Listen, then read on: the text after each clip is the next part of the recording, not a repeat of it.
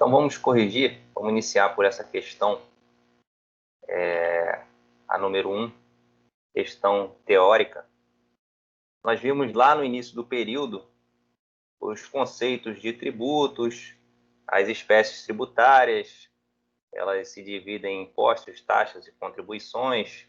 A gente viu o conceito de cada uma delas, vimos o conceito, né, de tributo segundo o CTN, vimos que o imposto ele tem por característica a não vinculação, ou seja, uma contraprestação de serviço. Ele independe de uma ação do Estado para que haja a ocorrência da obrigação tributária. Vimos também a questão das taxas, onde ocorre uma contraprestação de serviços, seja ele utilizado ou não pelo contribuinte. As taxas ela têm como característica o poder de polícia, e as contribuições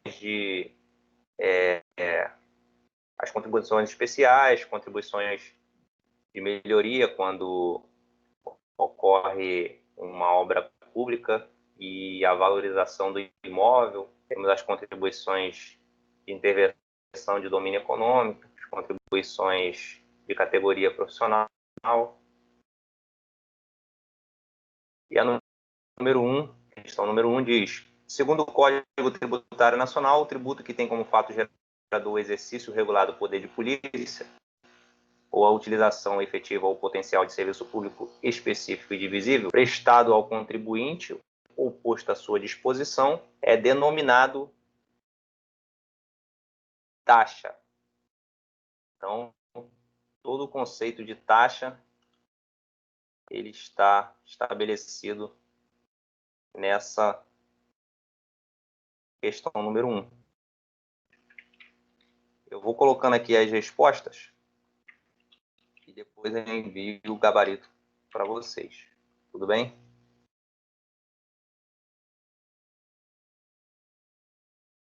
E qualquer dúvida, é só chamar.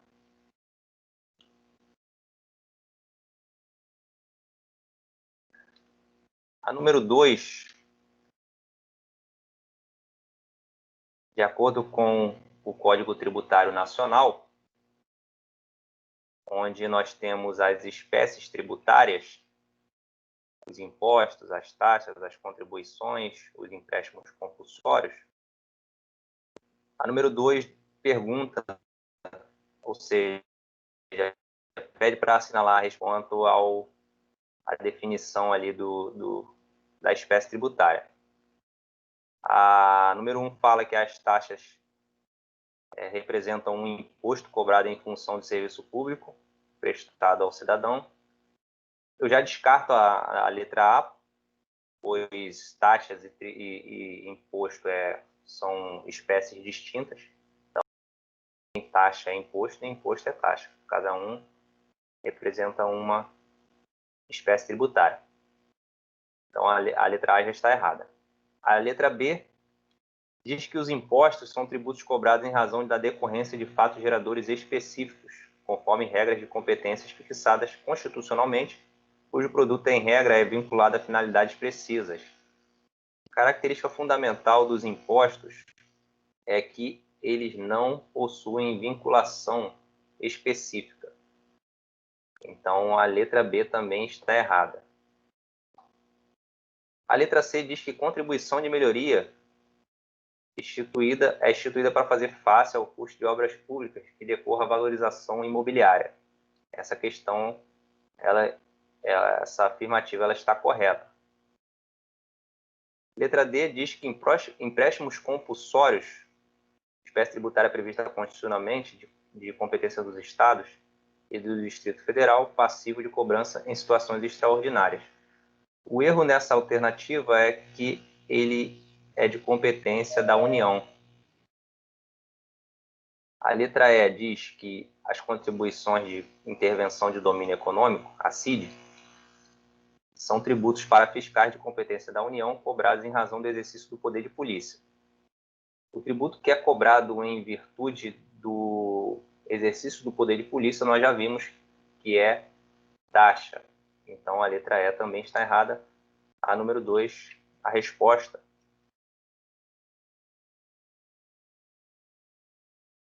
E a letra C.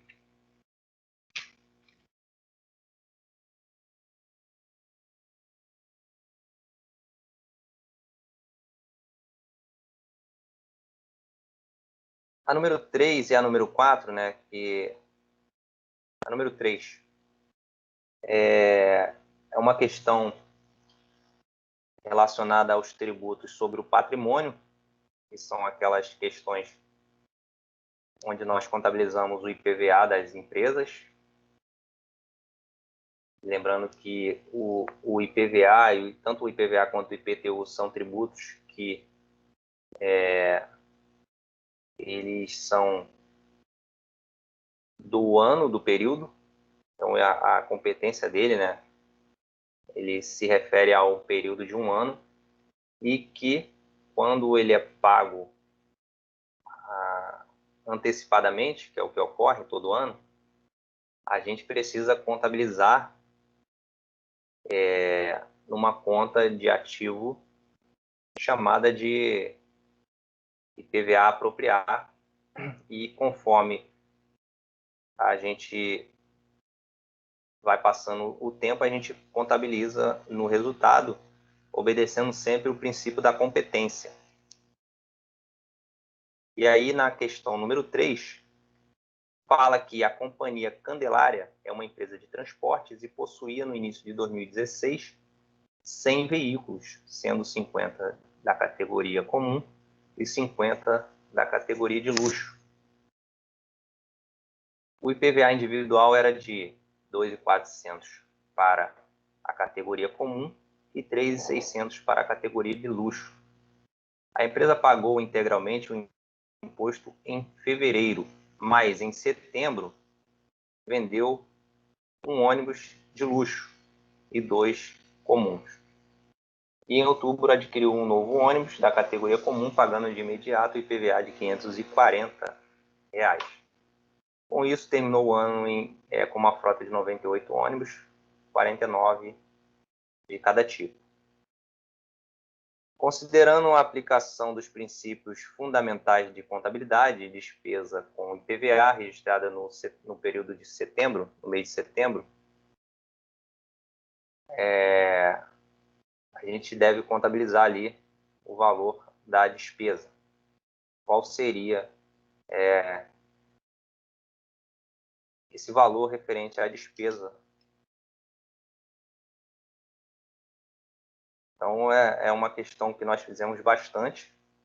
Então, o primeiro passo foi calcular o IPVA dos 2 ônibus, né, no início do período, onde nós tínhamos 50 ônibus com IPVA de 2.400. Segunda situação, nós tivemos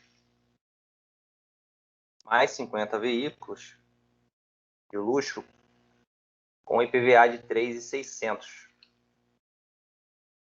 totalizando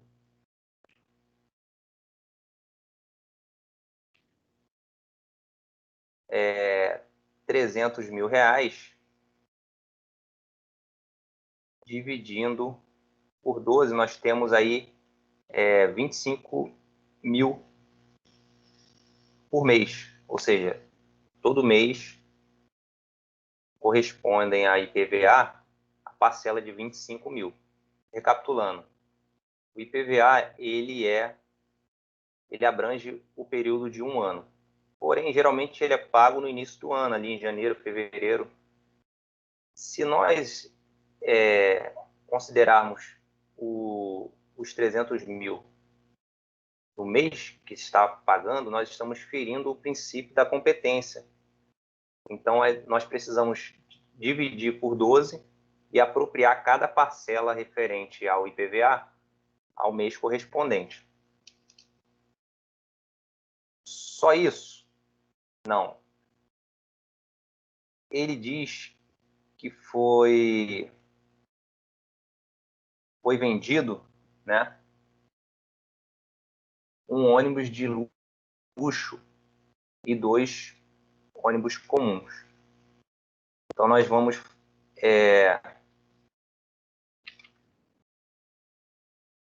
baixar no mês de setembro, que foi o mês da venda, o valor do IPVA que faltavam os meses restantes. Exemplo, nós vendemos os veículos em setembro. Então, outubro, novembro e dezembro, que faltavam apropriar, nós antecipamos, nós precisamos dar baixa nesse valor no mês que ocorre a venda. Então, nós vamos baixar no mês de setembro, além dos 25 mil, nós precisamos baixar 1.200, que representam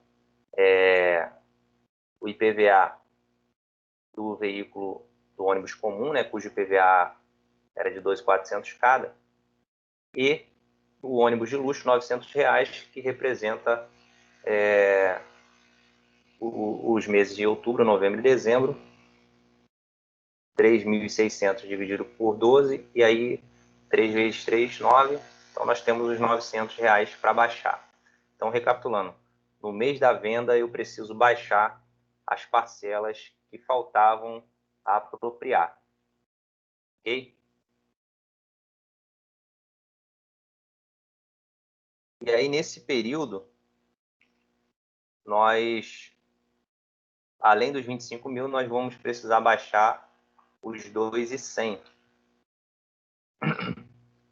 E aí, a questão, ela pergunta o seguinte: no mês de setembro, que foi o mês que ocorreu a venda, qual o valor que deverá ser contabilizado no resultado?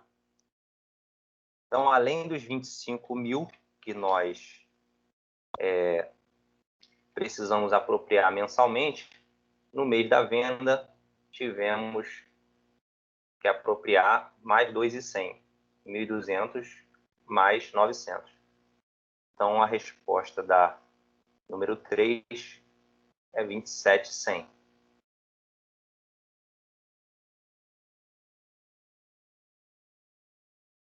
Alguém tem alguma dúvida? A galera está calada. Suponho que estão entendendo, até porque é uma matéria que a gente já viu lá no início, só recapitulando alguns conceitos. E, professor, só que o novo ônibus da categoria comum pagando de imediato IPVA de 540, não considera esse valor em hipótese nenhuma. É porque essa questão está perguntando apenas a despesa de setembro, que foi o mês que ocorreu a venda. Ele comprou o veículo em outubro. Ah, tá bom. Entendi. Entendeu? Se eu quisesse, por exemplo, saber o valor da despesa total do ano ali, ou de outubro, aí a gente teria que lançar o valor da despesa de outubro. E Certo. Tem que lançar os aí 540 porque ele pagou de imediato em outubro, não é isso? não é nem a questão do pagamento. Assim, a gente está fazendo o exercício até setembro. Ele quer saber, na questão, o valor da despesa de setembro. A compra, ela ocorreu em outubro. Ela não interfere em setembro.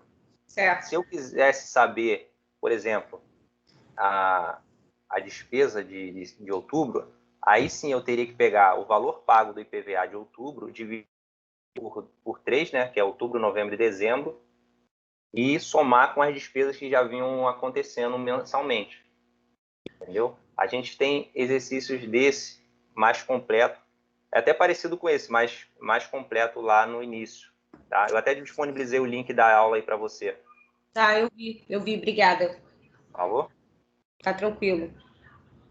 Então, essa questão a gente fez bastante lá, então eu botei uma só aqui para a gente recapitular.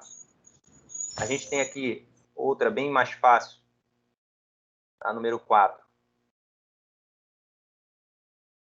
onde ele diz que uma empresa de transporte possuía, possui uma frota de 200 ônibus com IPVA de 1.200, então a gente vai multiplicar 200 por 1.200. E esse imposto, ele foi pago integralmente, ou melhor, ele foi pago metade em fevereiro e metade em março. Sabendo que a empresa vendeu 2 ônibus em agosto, o valor apropriado nesse mês, ou seja, no mês da venda, em resultado, será de... Aí nós vamos recapitular alguns conceitos.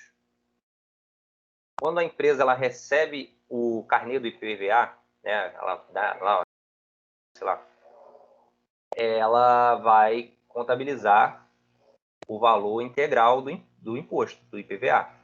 Então, vai lançar IPVA, o IPVA, né, IPVA apropriar. E depois a gente vai amortizando, vamos dizer assim, no caso, reconhecendo cada parcela referente a cada mês. Então, nós temos aqui 200 ônibus com IPVA de 1.200. Nós vamos multiplicar 200 por 1.200, vamos ter o total do IPVA do período, do ano. E vamos dividir por 12 e vamos lançando mensalmente o que a gente achou em janeiro, o que a gente achou em fevereiro. Então, seria mais ou menos assim.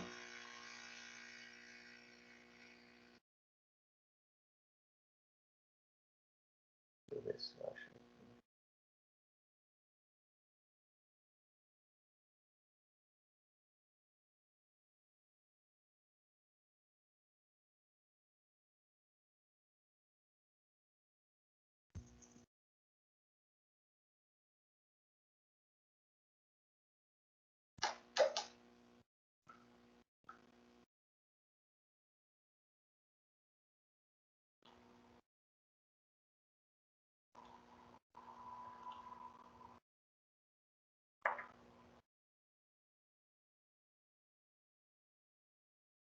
Eu tinha feito isso no Excel.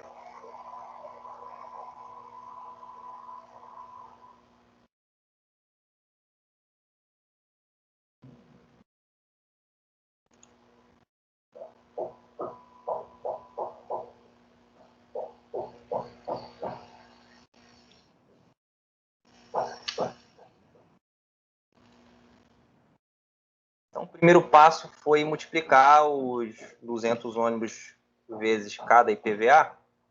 Nós tivemos aqui 240 mil de IPVA total. Dividindo por 12, nós temos que apropriar mensalmente 20 mil reais.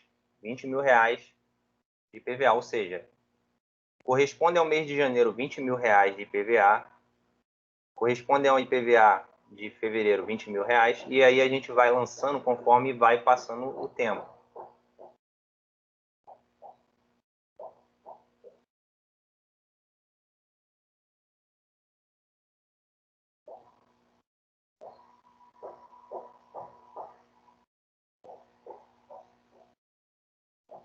Ela vendeu os 2 ônibus em agosto, então nós realizando ali o registro da venda. Questão completa da contabilização, nessa aula que eu mandei o link, tá bem detalhado, tá? Como essa daqui ela só quer o valor da despesa, e aí eu não vou me ater à contabilização completa, que foi o que a gente viu bastante na P1. Então, aqui, ela vendeu 2 ônibus, então o IPVA desses 2 ônibus referente aos meses restantes, setembro, outubro, novembro e dezembro, R$400 de cada, o que resultou em R$800 de IPVA para baixar nesse mês, foi o mês da venda. E o que a gente vinha reconhecendo mensalmente? R$20 mil. Então, o total do IPVA referente a agosto foi de 20.800. Tudo bem? Então, até aqui a gente viu o que a gente viu na primeira prova, que foi questão dos conceitos dos tributos e a contabilização da tributação sobre o patrimônio, IPVA, IPTU. Eu botei aí questões de IPVA, mas o IPTU é igual. É até mais fácil, né?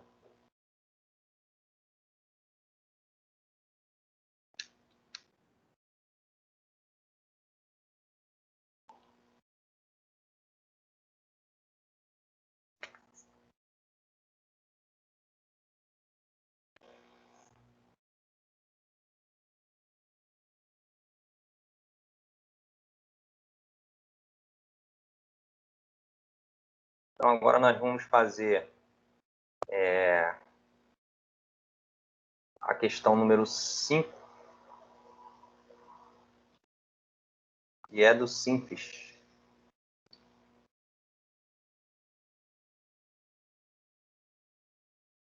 Também foi que a gente fez bastante. Sendo que essa questão, ela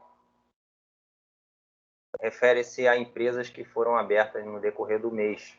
E aí a gente tem que fazer aquele cálculo da média, né? A média aritmética, e multiplicar por 12 para achar o faturamento bruto da empresa.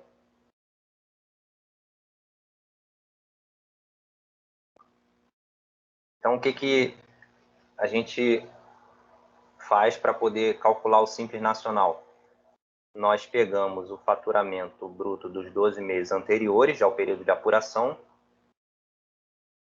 verifica na lei complementar 126 em qual faixa de faturamento que a empresa se enquadra, e a gente vai ver as alíquotas e a parcela a deduzir. Nós vimos lá como que calcula a alíquota efetiva, e é resultante dessa fórmula aqui, ó. Eu já disponibilizei, a gente já cansou de fazer a fórmula da alíquota efetiva, onde nós temos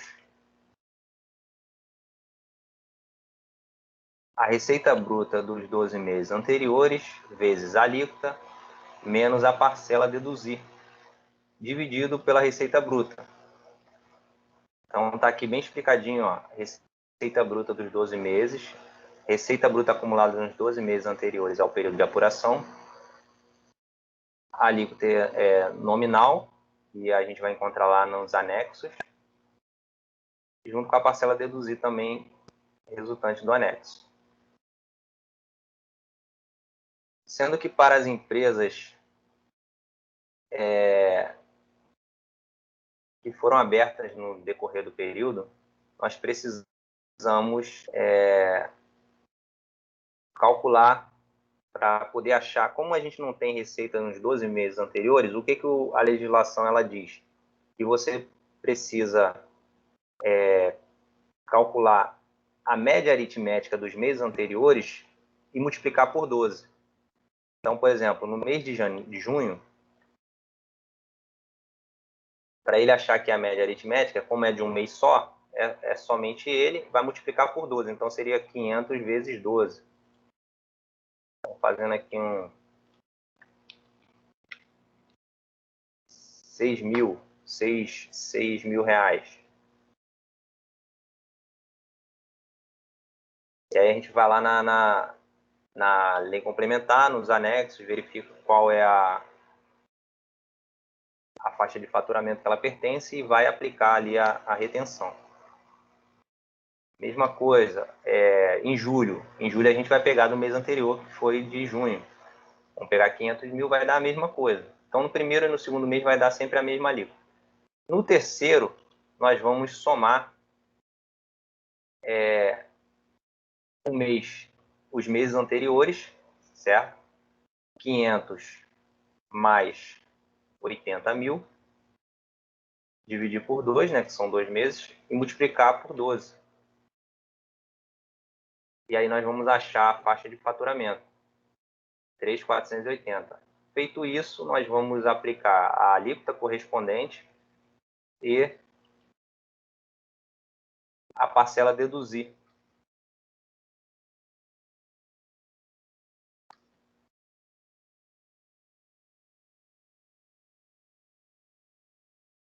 Eu falei 6 mil, né? 600 mil. Então, o cálculo da número 5, da letra A, então seria dessa forma. Primeiro mês, pegamos o faturamento do mês e multiplicamos por 12, vai dar 600 mil. Localizamos na faixa de faturamento do anexo 1, que é uma empresa do comércio, né? Ele sempre vai dizer aqui qual é a atividade dessa empresa. Empresa comercial, ela é tributada pelo anexo 1, tá? E aí nós verificamos a faixa de faturamento aqui, 600 mil pertence, nós vamos encontrar uma alíquota de 9,5 e uma dedução de 3.860. Nós aplicamos esse cálculo aqui da alíquota efetiva, nós encontramos 7,19 e multiplicamos a alíquota efetiva sobre a base de cálculo do mês, que foi de 50 mil. Então, vamos explicar isso melhor aqui. Após achar, vamos botar aqui a alíquota efetiva.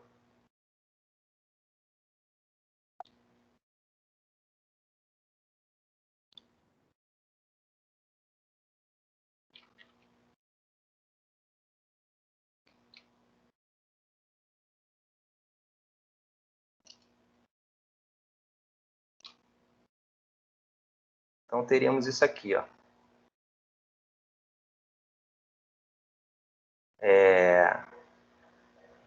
600, né?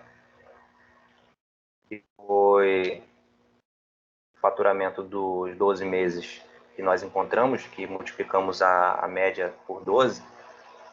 Então, essa situação é só para as empresas que iniciaram no decorrer do mês, do período. Então, nós temos 600 vezes 9,50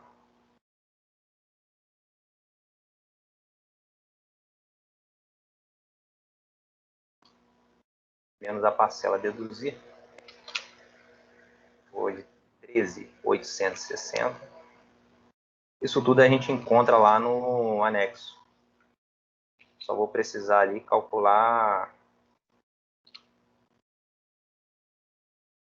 a média. E aí nós encontramos essa alíquota efetiva aqui. 7,19%. Opa. Vou botar aqui a alíquota efetiva.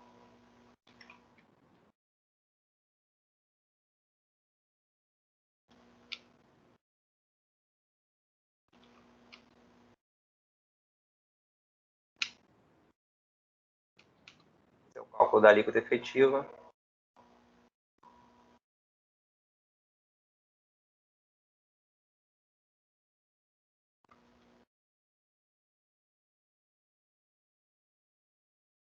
O simples a pagar do mês de junho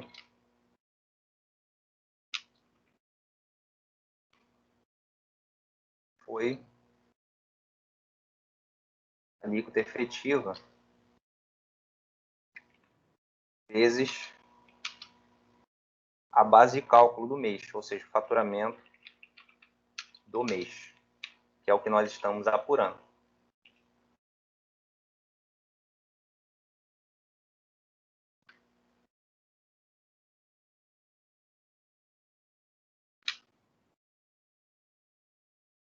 Então, seria 7,19% vezes os 50 mil, que é igual a 3.595.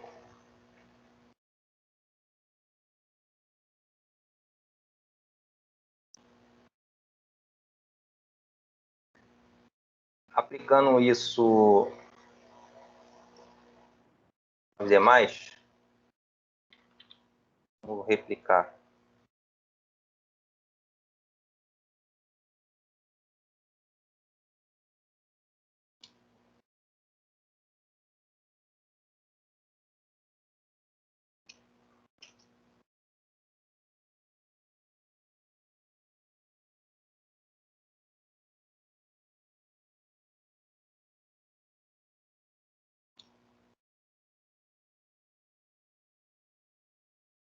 Julho.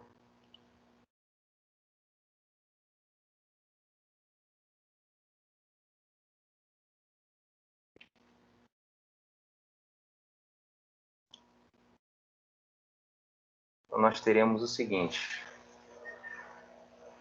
O faturamento do mês de julho, que é a média aritmética, foi de 600 também. Então, a mesma coisa que a alíquota efetiva vai ser a mesma coisa, tal.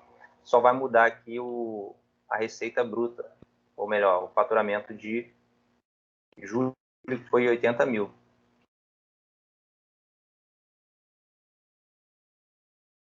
Aplicando sobre essa alíquota, nós vamos ter 5.752.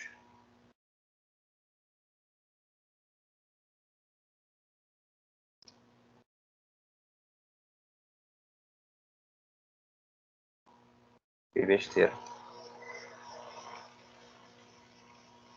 Tá fazendo no de junho, é julho.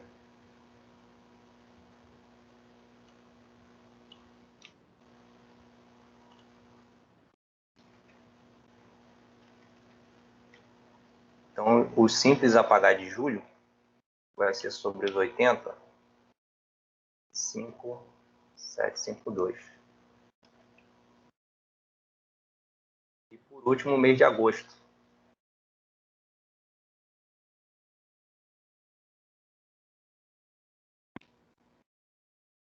Estou passando o que está na planilha aqui para cá, transcrevendo, de repente melhora o entendimento. Então, agosto.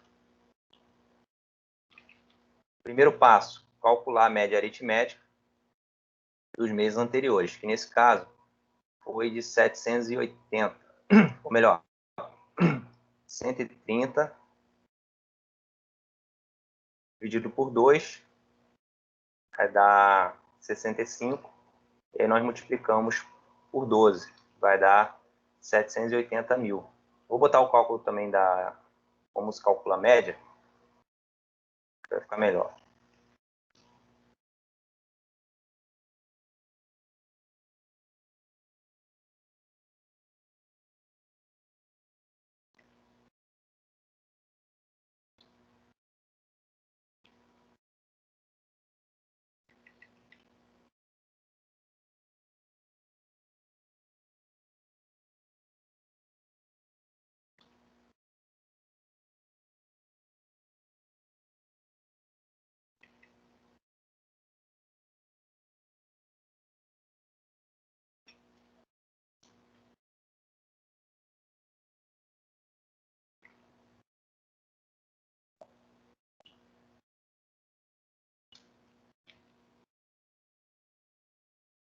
O faturamento de agosto foi 120 mil.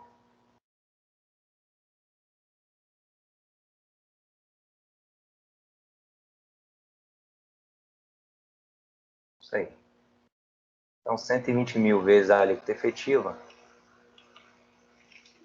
nós temos um imposto a pagar de 9.37846.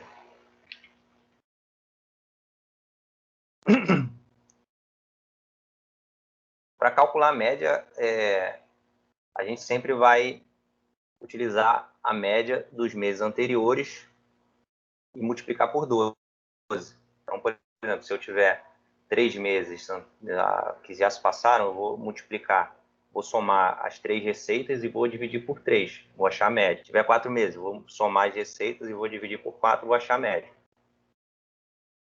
Então, para cálculo do simples de cada mês, nós temos em junho 3.595, em julho 5.752 e em agosto 9.378,46. Se eu pedisse a soma dos três, seria 18.725,46. muita atenção na hora de fazer a prova, que às vezes você responde, eu pergunto qual foi o simples a pagar de agosto, e a galera responde o total. Eu peço o simples a pagar de julho, a galera me responde de agosto. Então, muita atenção na hora de responder aí na prova.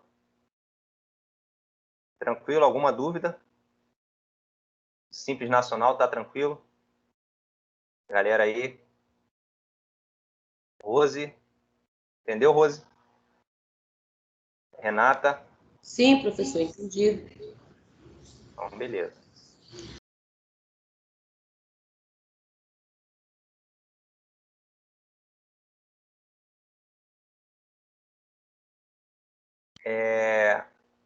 A número 6 é para calcular ali o ICMS, né, o IPI, e fazer o lançamento contábil. E aí a gente passa pelaquela questão lá do CPC 16, que fala do custo do estoque.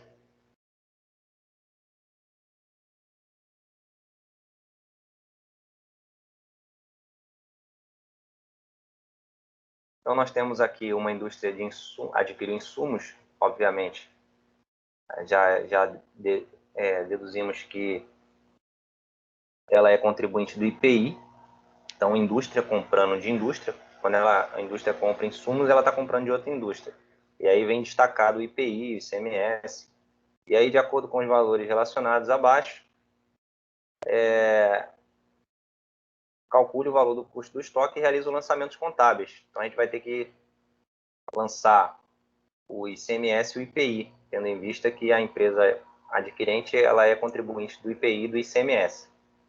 Então, nós vimos no CPC 16 que o custo do estoque ele contempla os gastos feitos para a aquisição do bem, né, da mercadoria, considerando frete, seguro, outras despesas acessórias, os descontos comerciais, que são os descontos destacados em documento fiscal, e os tributos não recuperáveis.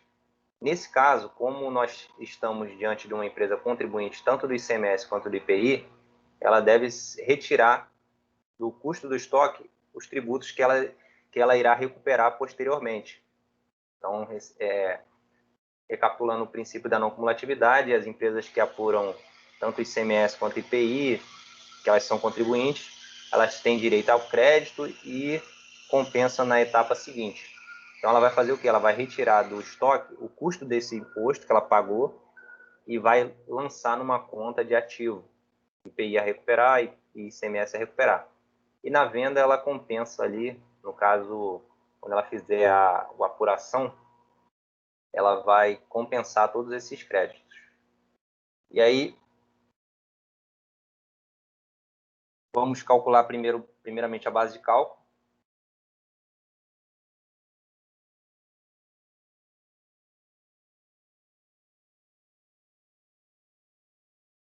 E a contabilização desse imposto. Então, nós temos ali o produto acabado e o valor total da nota foi de 360, então a gente retira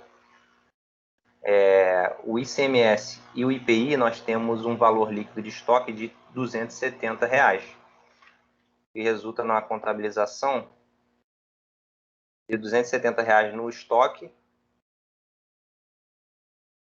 ICMS e IPI a recuperar numa conta de ativo, e o valor ou pago ou a pagar de R$ 360 mil.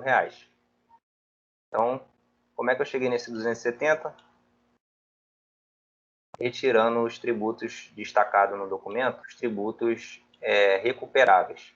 Se o IPI, se essa empresa fosse uma empresa comercial e não é contribuinte do IPI, ela ia somar o valor do IPI ao estoque. Então, esse estoque aqui seria mais o IPI. E nós não teríamos o IPI a recuperar. Beleza?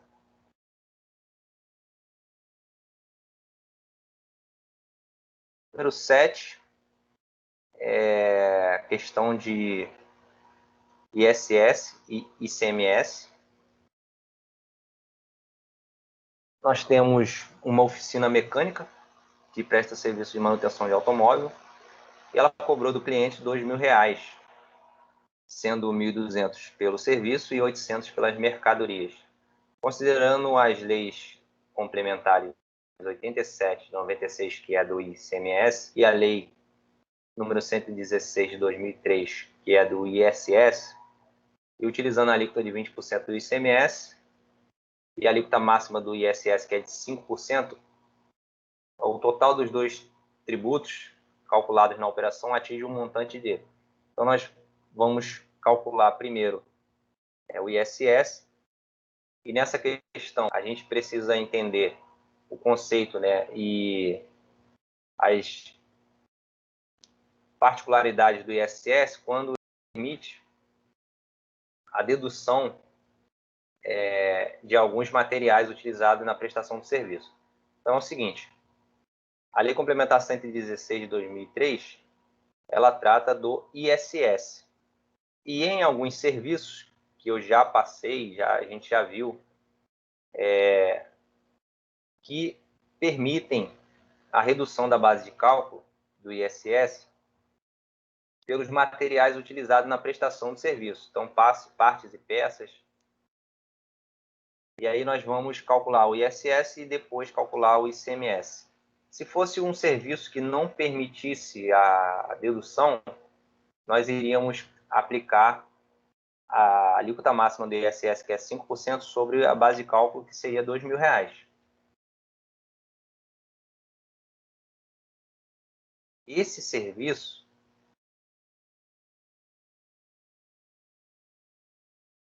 ele permite, né? Então, ou seja, as partes e peças, ele é tributado pelo ICMS, que é a venda de mercadoria, né? Prestação de serviço foi em cima de 1.200 e a mercadoria utilizada foi em cima dos 800, e a soma dos dois tributos resultou em R$220. Tranquilo?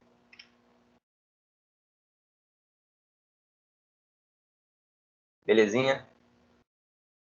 E para finalizar, a questão número 8, ela pede para calcular, né, apurar ali o ICMS em duas compras. Na verdade, é somar, né, o valor dos créditos.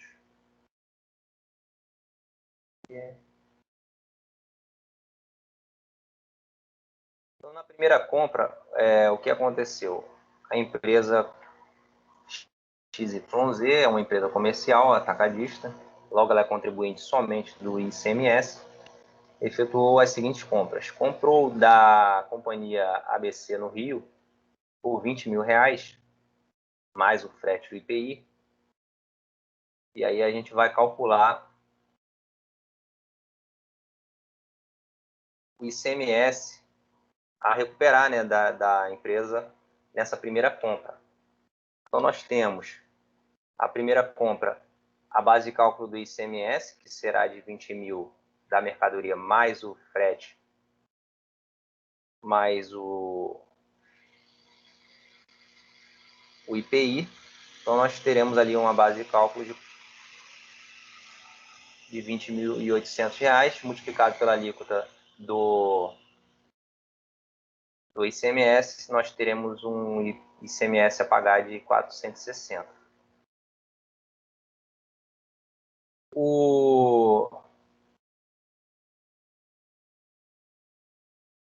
A compra número 2,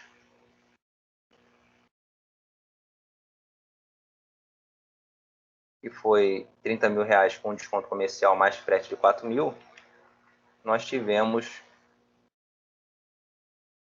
o ICMS a pagar de 3.840. Contabilização,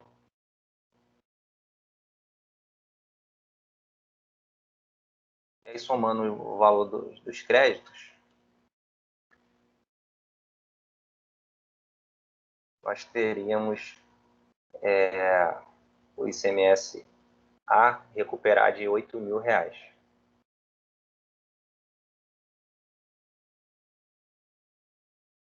Beleza, galera? É o seguinte, para fechar, eu queria falar com vocês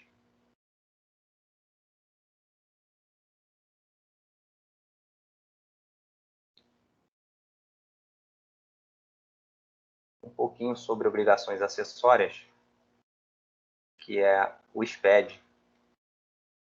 Para quem já conhece,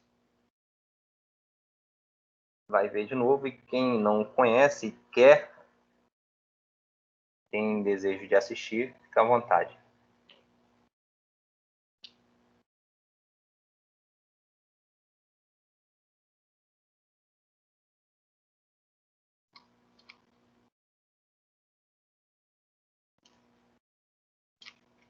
Já vou disponibilizar aqui o gabarito para vocês,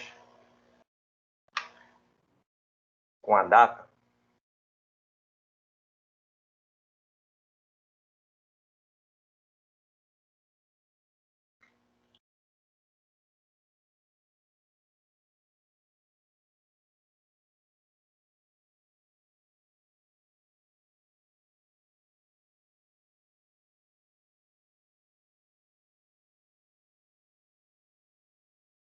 Na semana que vem, aquele mesmo esquema, a gente vai fazer nossa avaliação.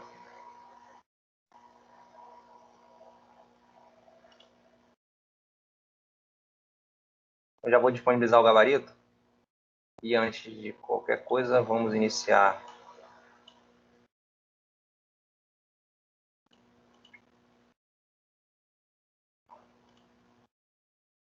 a apresentação do SPED.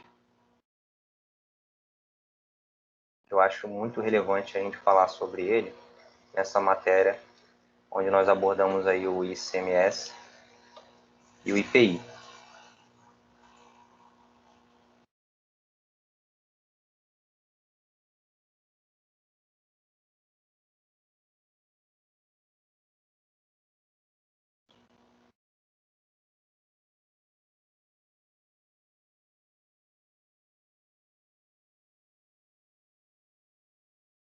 Então, galera, eu queria falar com vocês a respeito do SPED. Esse aqui é mais um bônus, né? Uma visão geral sobre o SPED, para quem tem escritório igual a Rose aí, a galera que já está na batida há um tempo, já não aguenta nem mais ver o SPED, né? Questão de alterar TXT, coisa que não se deve fazer, para poder validar o arquivo. Quem trabalha com SPED sabe que é bem trabalhoso, né? Então, a galera que nunca viu, é bom ter uma visão do que é o SPED, esse sistema que modificou aí a forma de entrega das obrigações acessórias, otimizou o tempo, otimizou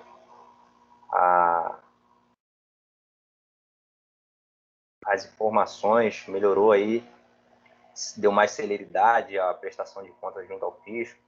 A gente sabe que a obrigação principal, ela difere da obrigação acessória. A obrigação principal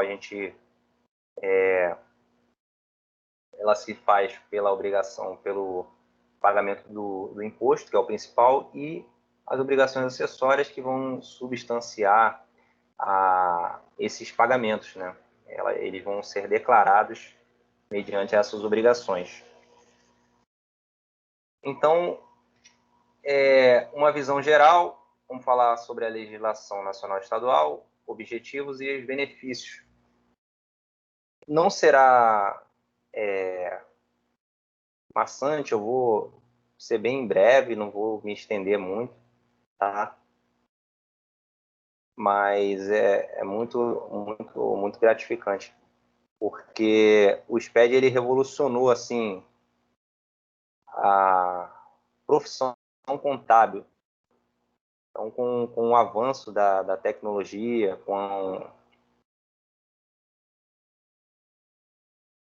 essa modernização, eu vou colocar essa apresentação no portal para vocês. Pode ficar tranquilo. Então, com essa mudança, né, para quem conseguiu trabalhar na transição, deu para ter uma noção de como que era as entregas das obrigações acessórias, como que era trabalhoso, como que era penoso. Então, muitas das vezes, gastavam-se dias, meses para poder escriturar um livro. A gente vai falar sobre o que o SPED substituiu, qual foi os ganhos. E eu lembro que o livro de entrada, livro de saída, livro de apuração do ICMS, livro de inventário, tudo isso era manuscrito, então era um trabalho tremendo. Se errasse, dava uma dor de cabeça tremenda. E aí as empresas, em 2006 e 2007, elas tiveram que se adaptar a essa nova forma de entregar a obrigação acessória.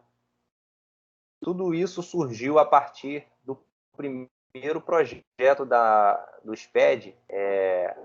O SPED é o Sistema Público de Escrituração Digital, e o primeiro projeto foi a NFE, que é a Nota Fiscal Eletrônica. A gente já comentou aqui em outras oportunidades a questão da nota fiscal eletrônica, das notas de papel, a nota modelo A1, NF2D, enfim. Nós tínhamos 4 vias, eram manuscritas, e aí era uma via para cada área competente.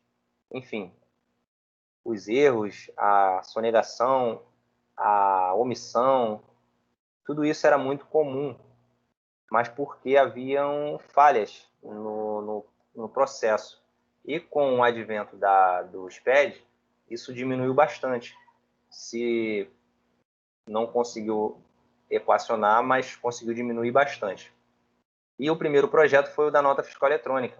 A nota fiscal eletrônica ela é a base para todos os demais SPEDs. Nós vamos observar que, através da escrituração da nota fiscal eletrônica, todos os outros projetos, todos os outros sistemas, eles são alimentados através dela. Então, nós tivemos a nota fiscal eletrônica, recentemente foi implantada a NFCE, que é a nota fiscal de consumidor eletrônica. Para quem lembra, quando você ia no mercado, era aquele cupom fiscal amarelo, né, aquele cupomzinho, e no final do mês, quando fechava o caixa, a pessoa lá da operadora do caixa falava: vamos fechar o caixa. Fechava o caixa, tirava um arquivo chamado redução Z e contabilizava todas as vendas do dia e mandava para a contabilidade. A contabilidade fazia ali a leitura, tal, isso bem trabalhoso. E com a nota fiscal eletrônica, a nota fiscal de consumidor eletrônica, onde daqui, na verdade, já está sendo solicitado o CPF, né, para a pessoa física, justamente para poder melhorar essa objetividade, reduzir a sonegação fiscal, e daqui a um tempo não será mais necessário preencher, por exemplo, a declaração de imposto de renda. O fisco ele já vai obter as informações e você só vai confirmar. O que acontece com o SPED é que ele permite o governo confrontar os dados. Nós vamos ver mais à frente como que é feito esse cruzamento dessas informações. Então, tivemos a nota fiscal eletrônica, a NFC, o conhecimento de transporte eletrônico, que é a escrituração fiscal digital do ICMS e IPI. O manifestador, nós temos o SAT, nós temos o o FCONT, que foi extinto, temos a ECD, a Nota Fiscal de Serviço Eletrônico, que está sendo elaborada, né? Já tem um tempo, a nota nacional. FD Contribuições, que vai falar do PIS e da COFINS, das contribuições previdenciárias. O ELALU, o FD Social, que também gerou muita polêmica, e a Central de Balanço.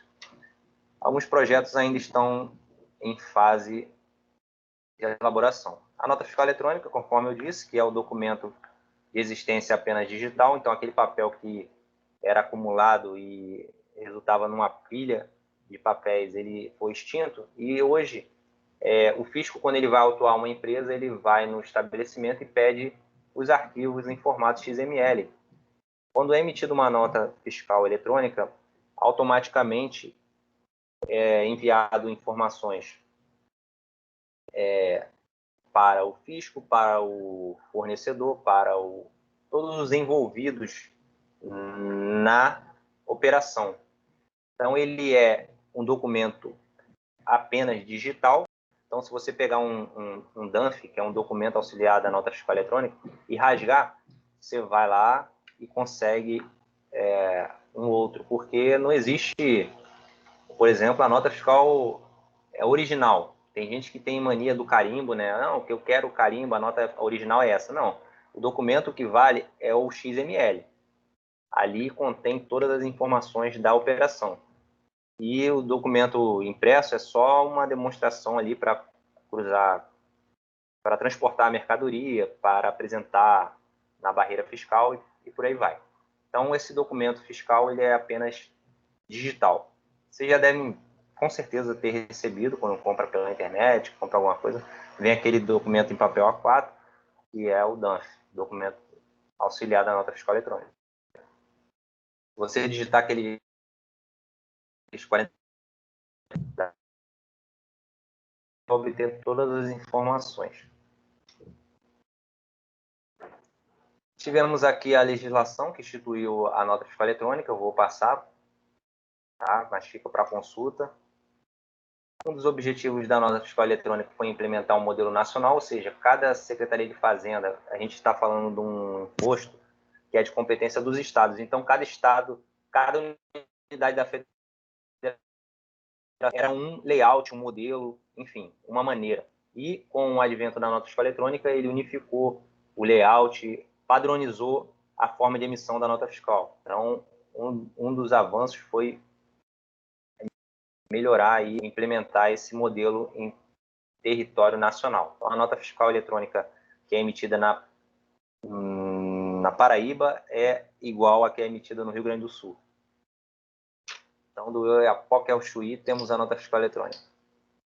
Os benefícios foi a redução de custo de impressão, redução de custo de aquisição de papel, redução dos custos de armazenagem, uma infinidade de ganhos que tivemos, tá? Eliminação de digitação de notas fiscais, eram manuscritas, na verdade.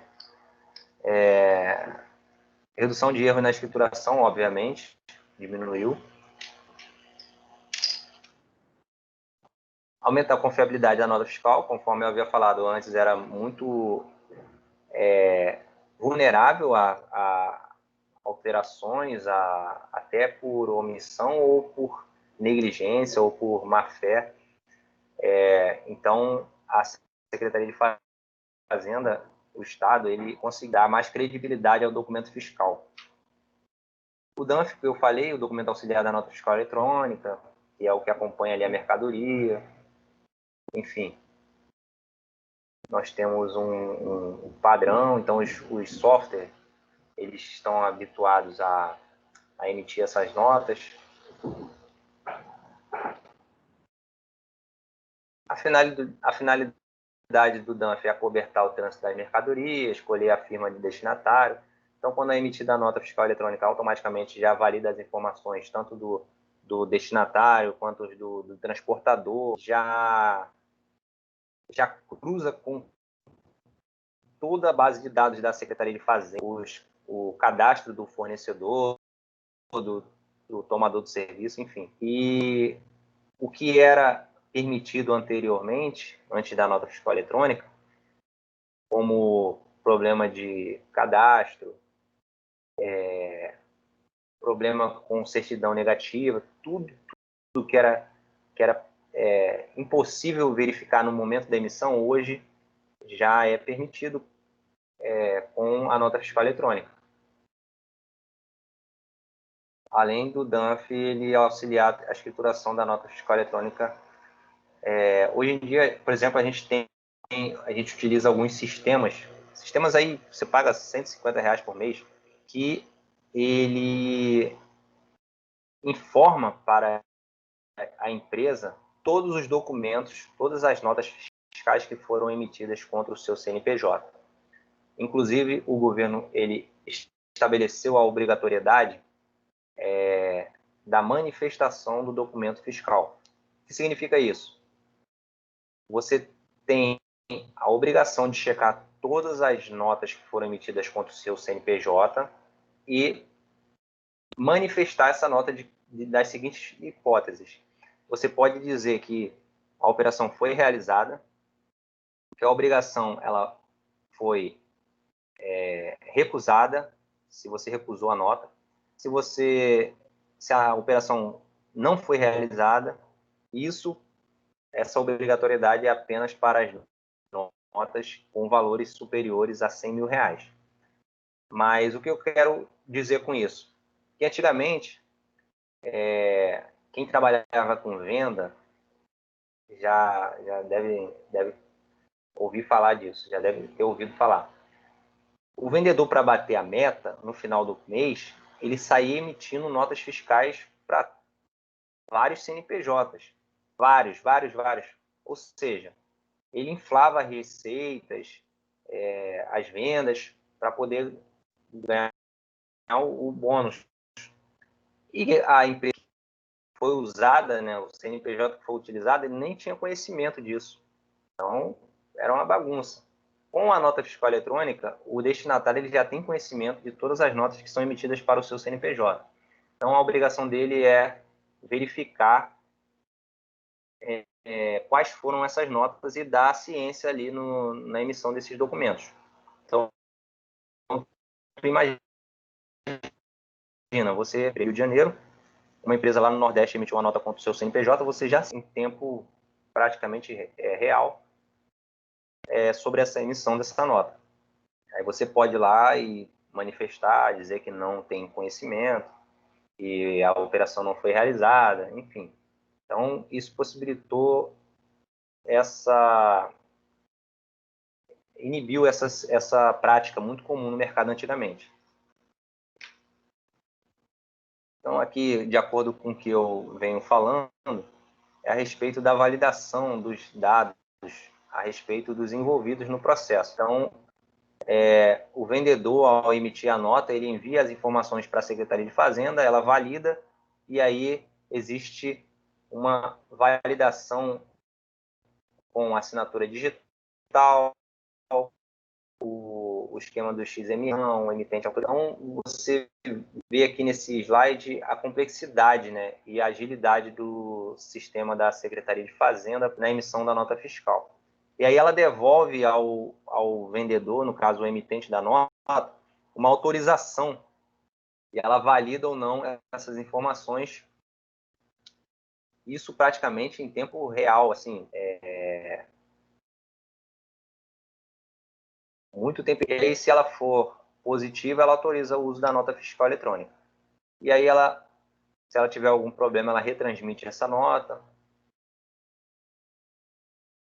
O transporte também, ele já é autorizado através da emissão da nota fiscal eletrônica.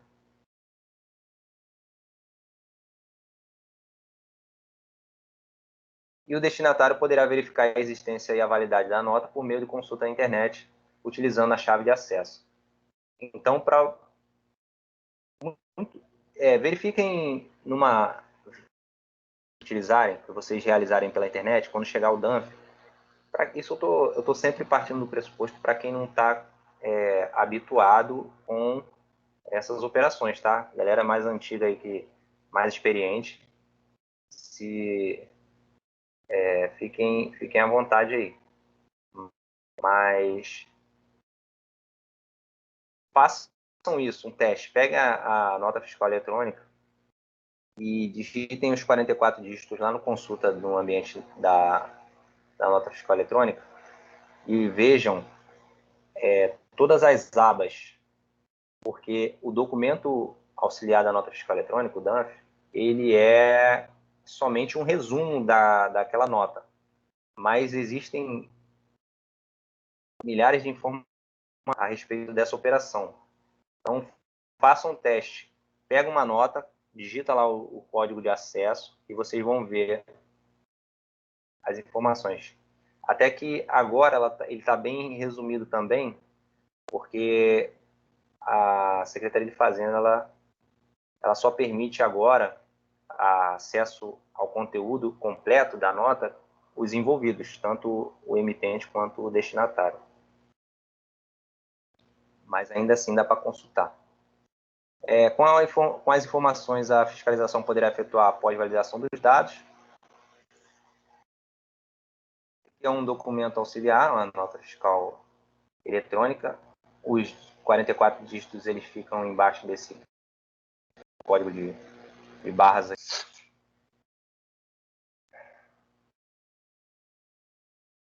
Temos alguns eventos que acontecem na recepção da nota fiscal eletrônica. Ela pode ser rejeitada, ela pode ser autorizada, pode ser denegada e pode ser inutilizada, tá? Quem tiver problema de conexão pode inutilizar o número. O emitente e o destinatário deverão manter arquivo digital. Então, se o fisco ele for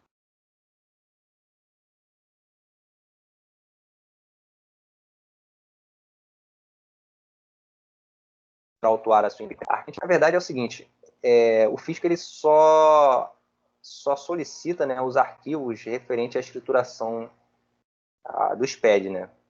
Dificilmente vai pedir nota fiscal eletrônica, porque ele já tem o conhecimento. Hoje em dia, o fisco ele já autua, né, sabendo já qual foi a inconsistência. Antigamente ele teria que verificar, confrontar, levar para a Secretaria de Fazenda todo esse material. Agora não, agora é tempestivo.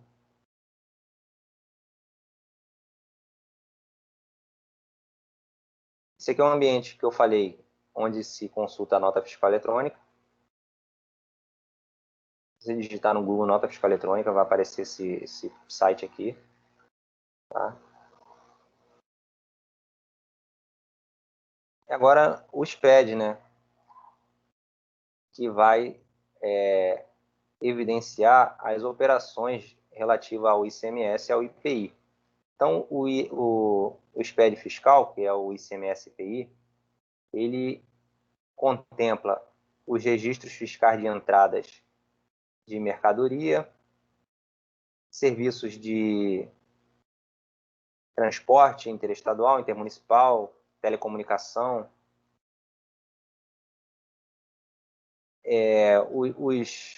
Os arquivos, eles são gerados em TXT, eles são classificados por blocos. Então, cada bloco desse representa um conjunto de informações. Por exemplo, o bloco 0 é o de abertura, identificação e referência do contribuinte. O bloco C fala dos documentos fiscais de mercadorias. O bloco D fala dos documentos fiscais de serviços, de transporte, telecomunicação. O bloco E fala da apuração, ou seja, ele vai fazer um resumo de tudo, entrada e saída de mercadoria, vai apurar o ICMS, então os valores têm que bater. O bloco G fala do controle ali do CIAP, que é o crédito de ativo permanente, né, aquele 48 avos. O inventário.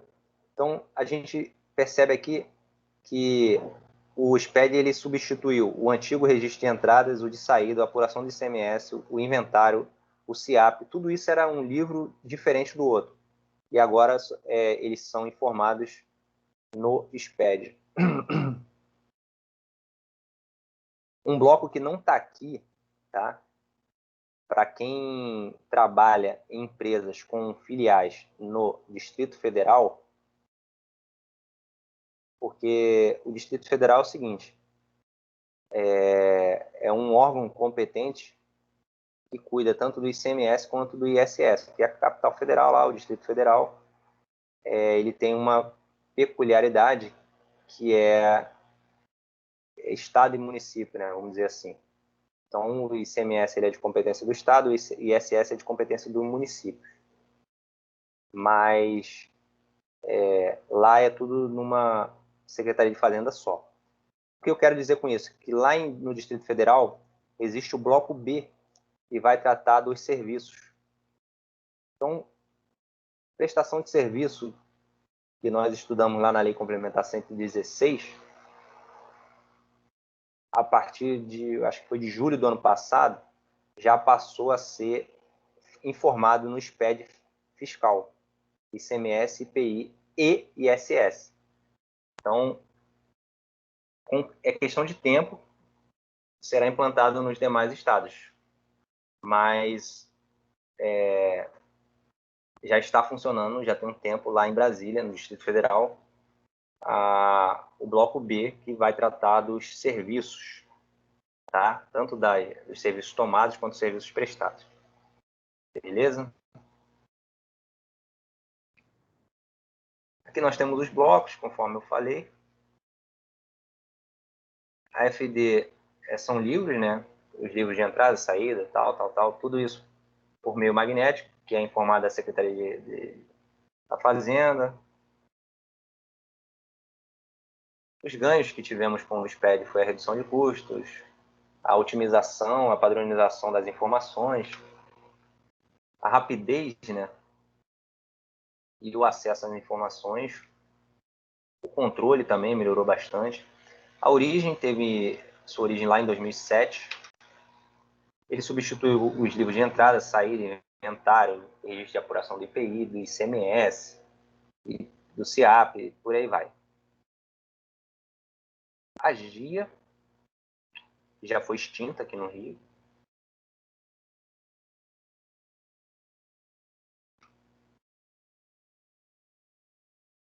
Nós temos aqui a periodicidade dos arquivos, eles são entregues mensalmente, o SPED fiscal. A nota fiscal eletrônica é eventual, ou seja,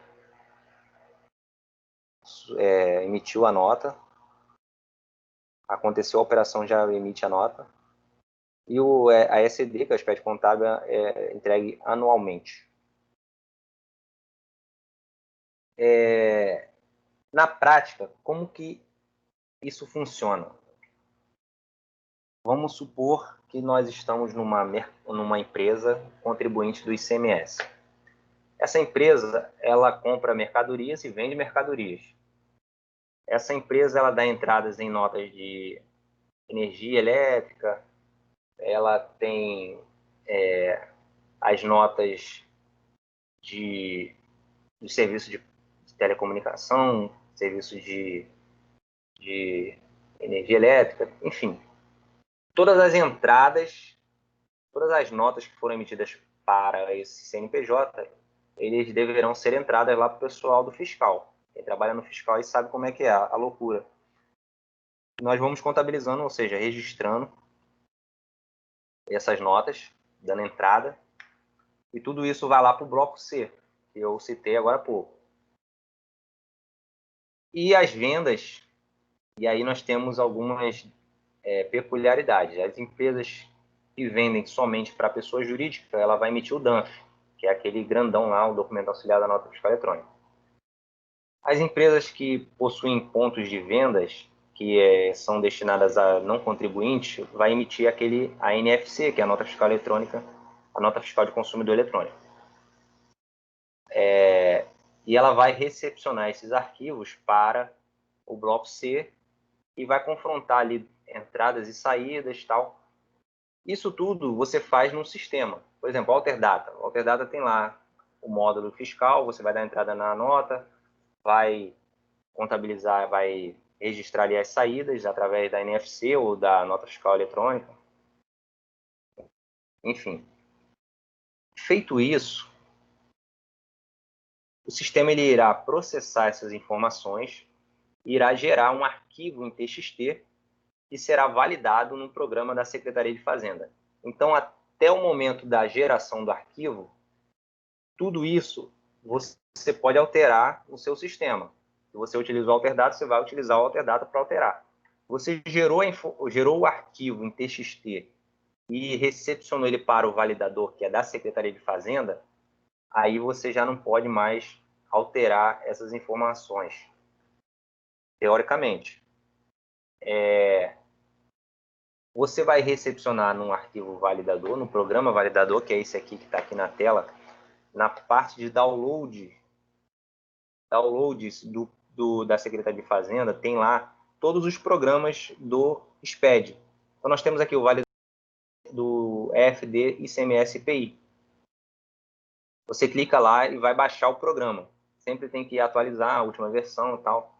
Baixou, você vai pegar esse arquivo que você gerou no seu sistema e vai importar para o validador.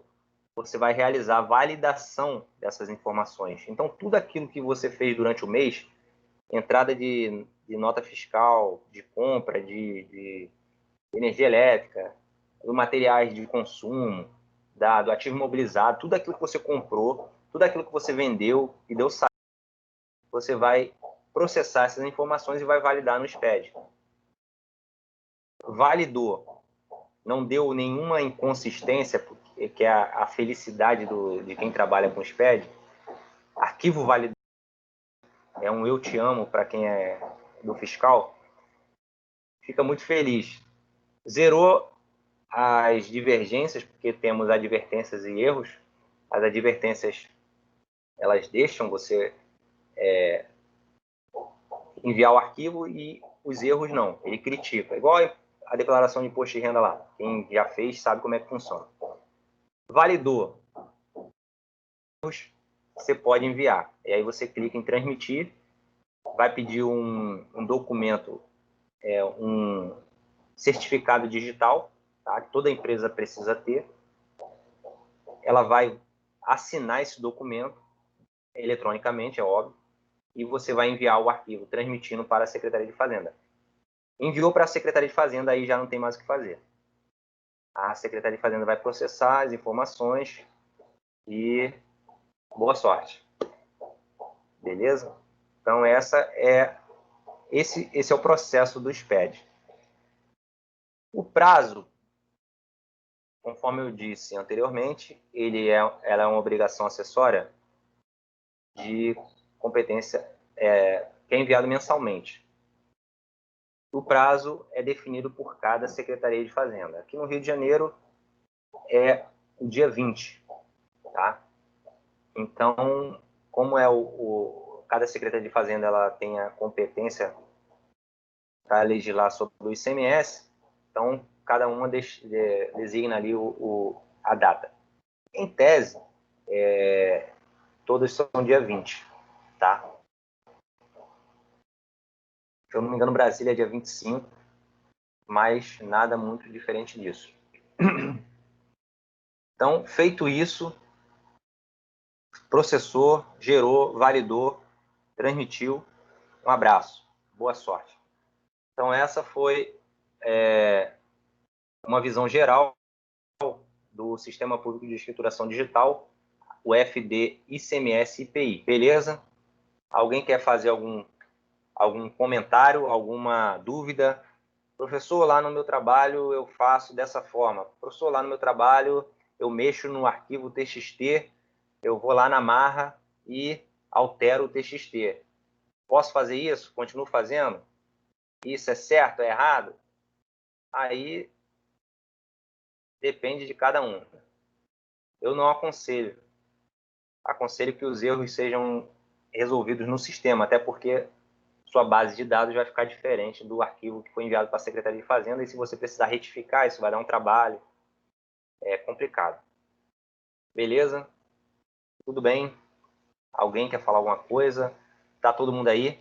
Gustavo, Thiago, Carlos, Gisilene, Renata, Vitória, Rose. Sim. Jean, Hugo. Estou aqui, professor. Ó, não me abandona não, hein, Rose? Não, jamais. Eu estou ouvindo aqui a tua história aí do SPED. Falei besteira? Nada, com tempo algum. Que isso, professor? Mudou a vida do contador, o SPED? Mudou, agora a gente é funcionário oficial da Receita Federal. É isso aí. E detalhe, a gente trabalha gratuitamente. Exatamente. Antes, como é que era? A gente pegava o bloco lá de notas e levava lá na secretaria para homologar, emitia guia, aquela história, né? Agora, tu acredita que em São Paulo, eu tenho uma cliente em São Paulo, no interior de São Paulo, São José do Barreiro. Ela é uma pousada, né? Então ela presta muito serviço. E tu acredita que lá em São Paulo, lá nesse município lá de São Paulo, ainda é nota fiscal de papel? Ah, prestação de serviço. Sim, sim. Tem município aí que ainda você tem que ir lá para poder emitir a guia do ISS. Pois é. Tem as prefeituras aí bem lá no interior, tal, que eu trabalhei numa empresa de mineração que tinha uma filial lá em Paraupeba, sei lá, um lugar bem distante. Tinha que pegar o carro, andar tipo umas 3 horas para poder ir lá na prefeitura para emitir a guia do ISS, para pagar tipo R$ 50 de ISS. É um absurdo, é um absurdo.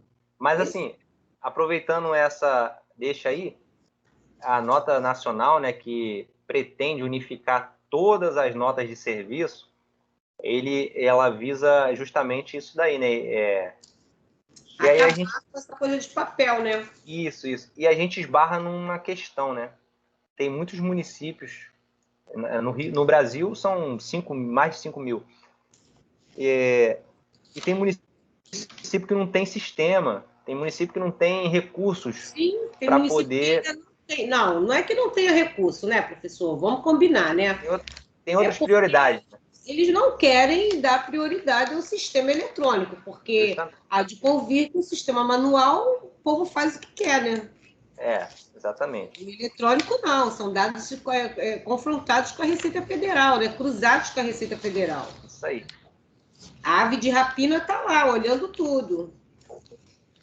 E essa nota nacional, né, que já tá bem atrasada, vamos dizer assim, ela visa justamente eliminar essa discrepância que existe entre a nota de um município com a de outro e otimizar e melhorar esse padrão aí de nota fiscal no Sim, Brasil. até mesmo porque os sistemas, até os próprios sistemas eletrônicos das prefeituras, é uma coisa assim muito bizarra, né? Porque cada prefeitura tem seu sistema. E tem município que eu vou te falar, para a gente emitir uma nota fiscal, só Jesus. É verdade. Aquele tem um sistema que tem umas prefeituras que tem um sistema parecido, só muda só o nome, né? Aí você entra lá, tem que ter um código de acesso, aí vai na outra, é outro código de acesso. Nova Quem Iguaçu presta é um saco, a prefeitura de Nova Iguaçu. Ou prefeiturazinha nojenta, Nova Iguaçu, São João de Meriti. Então, meu Deus do céu, quando aparece cliente de São João de Meriti, dá vontade de correr. faz parte, né? Belfor Roxo já é tranquilo. Belfor Roxo, Nilópolis, Rio. É, Mas tem umas mas prefeiturazinhas aí que deixam a gente de cabelo em pé. Mas faz parte da faz profissão, né? parte, faz parte, É faz dinheiro, parte. a gente não É pode por escolher. isso que, entre outras coisas, que existia até um governo, um projeto, né, desse governo, eliminar alguns municípios que não são sustentáveis. São esses casos aí, desses municípios que só para poder ter mais um prefeito, ter mais câmara, ter mais... Só para roubar mais do povo, A gente sabe muito bem como funciona, né? né? E como? Então é isso, galera. O que eu tinha para falar para vocês é isso. Então não se esqueça de buscar o conhecimento a todo custo. Quando você acha que está cansado, sempre dá para ir mais. E quem quer vencer não fica parado, né? Sempre dá para avançar mais. Grande abraço, foi muito bom estar com vocês mais uma vez. E até a nossa prova na semana que vem. qualquer dúvida, estou à disposição de vocês. Um grande abraço, tenham uma boa noite. Obrigada, professor. Boa noite. Fica com Deus. Uma boa noite. Tchau, tchau.